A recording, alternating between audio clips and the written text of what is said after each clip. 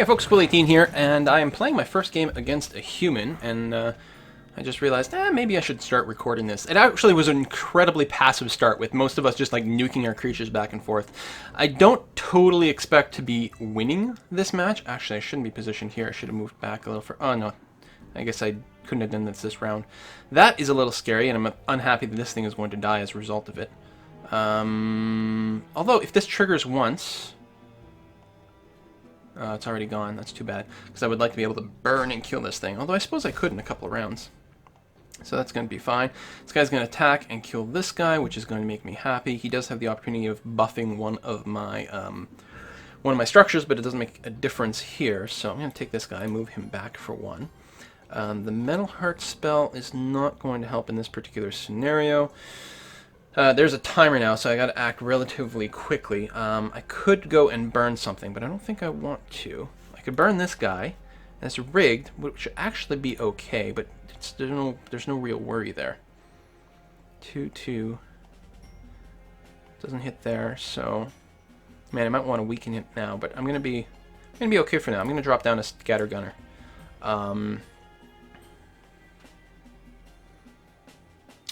The only question is where to put him, and I'm kind of on the fence about that.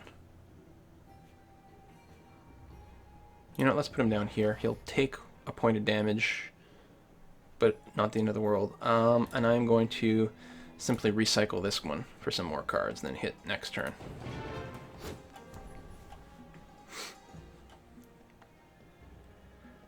I don't totally expect to win, but we'll see what we can do.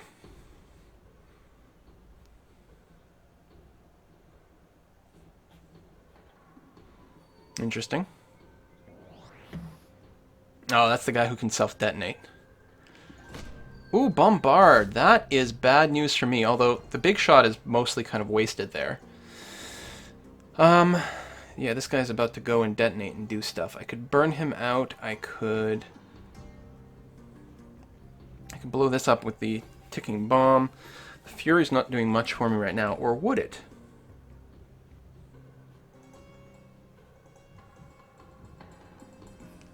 Actually, Fury would go pretty well for me right now, so I'm going to cast that.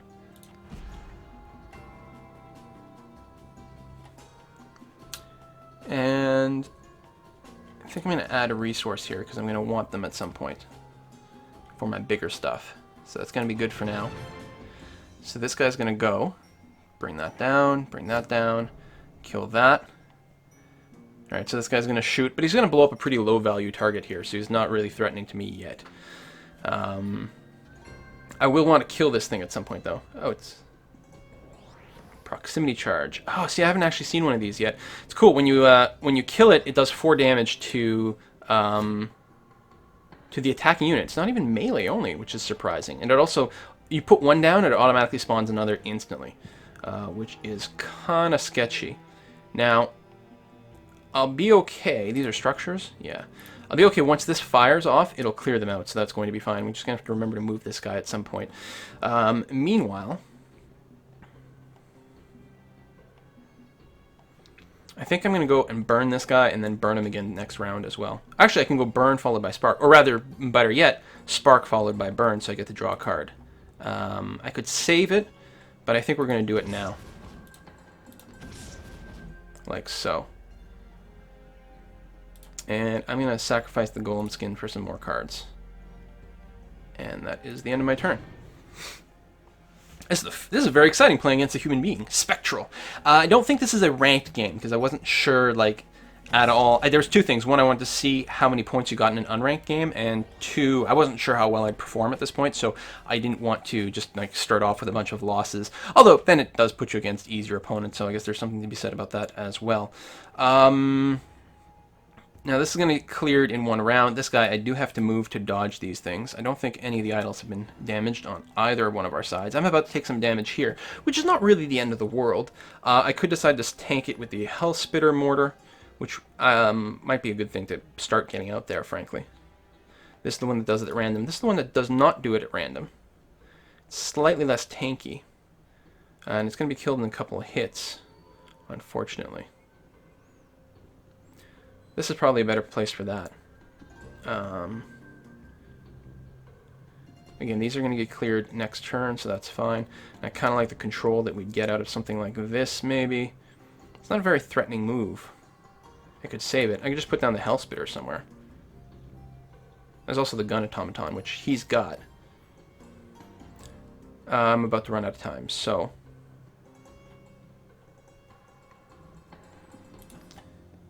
You know what? Let's burn this one. And then...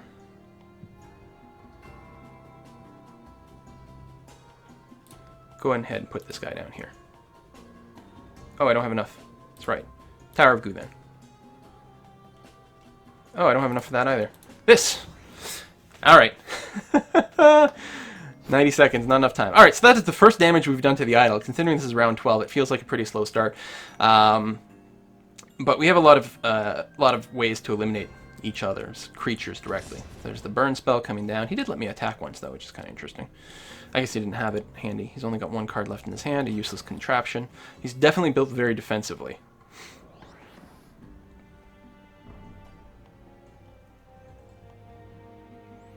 Put down my own Raider. That's going to do 1 damage. And in fact, the fact that this is going to do 1 damage over here... Because I could do... yeah, that's not very convenient. It's going to hit for 2, which will not kill this guy.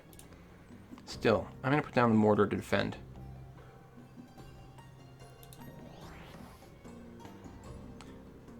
Like that.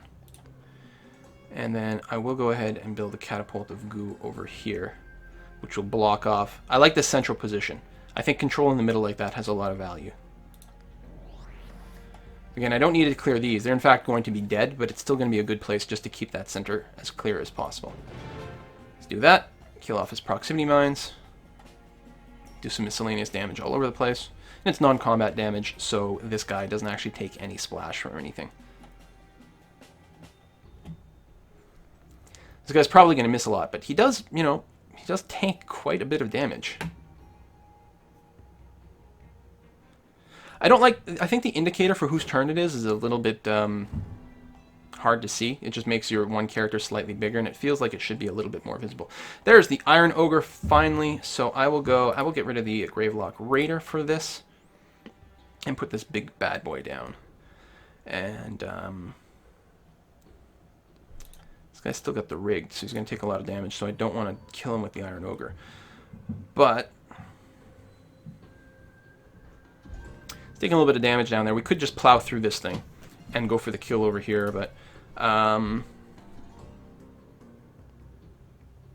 think I'm going to do this because it's going to be harder for him to defend against that with my Goo Cannon in the way.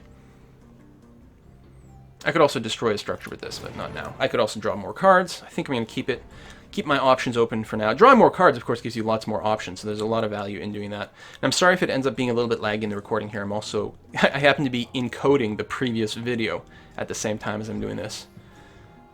See, that might be a better target for the Tick Bomb. Even though this guy's just going to be able to burn through it pretty easily, it's still, you know, he's still threatened to soak a lot of that damage, and I just rather apply that faster. Tool Initiate. Okay, well, we know he can potentially be a little bit dangerous if he continues to buff things. I think we're going to be okay. It's going to not hit anything. That might not hit anything. You know what? I'm going to go ahead and blow it up with the Tick Bomb. And then I will drop the Scatter Gunner. Come on, show me this. Melee combat. So ranged helps. You know, I will go ahead and do that. Oh, it's going to get blown up by this anyway. But still, we can beat through the top, and that's going to be okay. And that's it for this round. Come on, random damage. Come on, random damage. Nope. And useless lobbing, but that's okay. I feel like I'm in a good place right now, but we'll see how it goes. He's just grabbed a whole lot of scrolls. He's got a fair amount of options.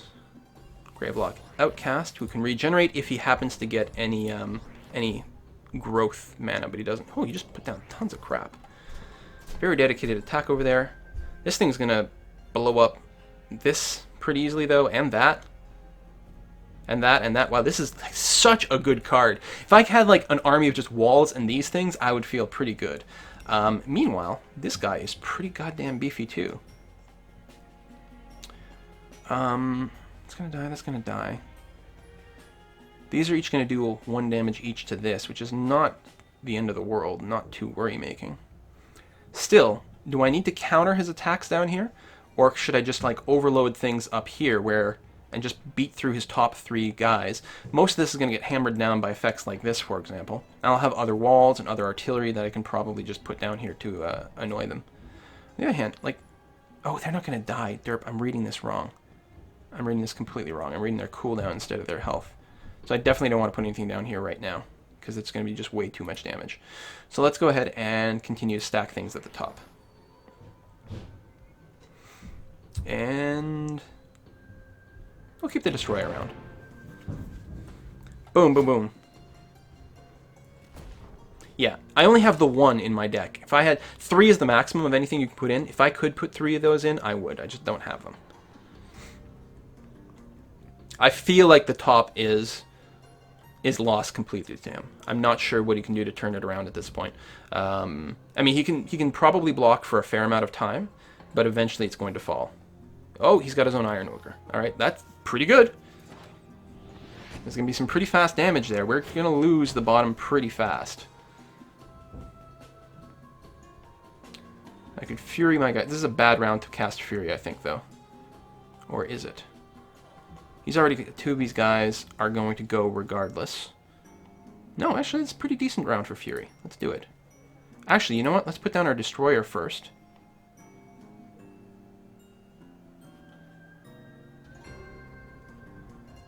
Like, I guess it doesn't really matter. Like this. So he's going to be able to shoot and kill 2 of them. And then not get ogred in return. That, followed by Fury, means he can attack right away. Boom. We might get lucky with the random damage too. Nope, missed completely, but that's okay. Apply some damage up top. Beat things down pretty steadily. Oh! Look at that, huh? Almost like I knew what I was doing. Almost. This guy fires every round. I forget about this. He's so good. Much better than the Goo Cannon, I think. The Goo Cannon doesn't do as much damage, and yeah, it slows down their cooldowns, but who cares about that? I'd rather replace all the Goo Cannons with these guys instead. He's going to time bomb that guy. Well played. Still, I killed a lot. He only killed 1, and he had to use a card for it, right? So it's not getting card efficiency, it's card parity. 1-to-1. Yes, again, I apologize if it's laggy. Just the encoding, but I couldn't wait. The Copper Automaton, well, I guess I can put it down in the top just to help kill the top a little bit faster, but other than that, it's going to be GG for this guy pretty damn soon. End turn. A little bit of splash damage all over the place. And yeah, sure, he's going to kill some things. And the fact is, he's going to get some gold for killing these, so, you know, good for him. I'm actually curious if they're going to show me how much gold he gets at the end phase. I may be getting cocky here. Feeling pretty confident that I'm going to win. Oh, he's got the random damage dealing thing, which is very cute. He's got it rigged, so it's actually going to explode for lots of damage, which is pretty good. I haven't been using rigged very much. Gun Automaton, do I just... You know what? Maybe I can get a... Maybe I can get one of the splash damage things? No. Clock Library's not bad. It's a structure, so...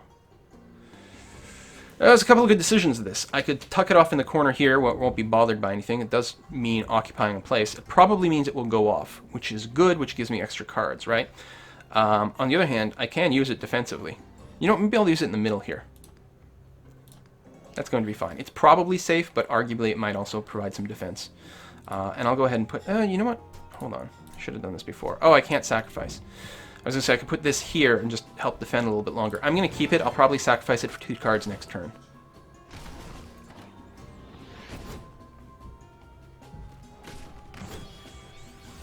Oh, rigged only does the melee damage? I keep forgetting to read those. Some don't, some do. So my range attack was fine. It did save him 1 extra turn. But the Ogre should... I don't think he can do anything about this unless he puts down something with a lot of hit points, because the Ogre does have Relentless, so he's going to plow straight through anything small. What the hell is that? Whoa, I want that. It's not going to save him, but it was sure as hell pretty good.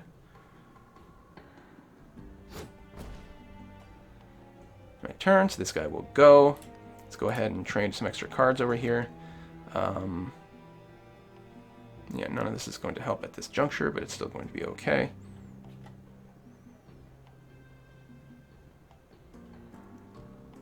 I guess I can Inferno Blast here just to kill off one extra creature. And that should be it. GG. GG, well played. Oh, he left. So I got 332 gold, which actually, this amount of gold is very similar to what you were getting in the trials. This game was not much longer to play than one of the trials. In fact, it may have been slightly shorter, I'm not sure. Yeah, so basically 3 of these games in a row, if you win, then that'll get you another 10-pack booster, which is pretty freaking good. I'm curious to know how much you would, how much you get if you lose. He drew a lot more cards than I did. Maybe I got lucky on my draws, I don't know. Anyway, that is it. I just want to make a quick little video showing off this game. And, oh, you know what? We got enough. Let's go and open a new booster pack. It's so exciting. Again, you know, there is some value if I'm playing these energy decks that I could just keep buying these energy scrolls and get a much stronger deck much faster. But I'm playing kind of for the long run, and I would just want to keep buying the scroll packs because I feel like they're just going to be more gold efficient. Plus, they do guarantee you the rares, which is kind of cool. Actually, I'm really tempted to drop a couple of bucks in this. How much is it for the shards? $5 gets you 600 shards, which is not bad. We could unlock a whole other pre-constructed. I mean, you do need the gold still, but you can also guarantee yourself a certain rare, like another one of those energy pumps or ether pumps, rather. Right? This was really good. Only 60 of these, which means your $5 can actually buy quite a few of these. I don't know what the symbols mean. Presumably this is a rare, or actually maybe that's just the type. You know, there's something to be said about just forcing myself to buy one of these. No, I'm just going to go for the scroll pack now. It's more exciting anyway. Junkyard! So, for the rat deck that I'm eventually going to build, right? Ragged Wolf. Okay. Plating. I don't like plating. I've already got tons of these, and you can only put 3 in a deck, so this is actually really useless to me. We might check out the cell interface. I don't know if it works yet. Mangy Wolf. Strikes me as a very good card, but again, not the right type. Not the right type. Catapult of Goo, we've established I'm not hugely happy about them. Although, I suppose they can lock things down if you stack them. Him sounds good, but not the right type. Ember Bonds, okay. Destroyer, okay, I do like the Destroyer. It is slightly more than the Goo one, but it fires every turn and does more damage. This is really good. Royal Vanguard is actually... Yeah, it's pretty cool. You get a lot of that synergy here. So, how does the cell work? Oh, okay, it gives you the name of it, and it gives you... what? Why can I only sell some and not others? Because I'm using some in the deck? That's the thing. I only need 3 burns, right? Because you can only put 3 in a deck. So if I click this and hit sell... Oh. Well, that's not bad. And that's a common at that. So I've got this Kinfolk Jarl. If I were to sell this, what would it offer me? 100 gold. Well, that's not bad. I'm not gonna. Well, actually, I suppose I could sell some of the extras. I'm going to double check things. Like the plating, yeah, I can get rid of 2 of those. Oh, what the hell? It's a handy list, actually. And it looks like some of these aren't in my deck yet. I've just gotten them, so I've obviously got to rebuild my deck, because I want 4 Scattergunners. They're good. I want 4 Sparks. I don't know if I need... 3. 3 Scattergunners, 3 Sparks. I don't know if I need 3 Tick Bombs, though. Is this in alphabetical order? Yeah, I guess it is. And it is handy that it shows you what's in your deck or not. I guess we can sell one of these burns. I suspect there might be trading at some point, but there's not now. 75 gold. I will take it. Neat. Alright. Anyway, that's it for this video, guys. I will see you guys next time. Bye-bye.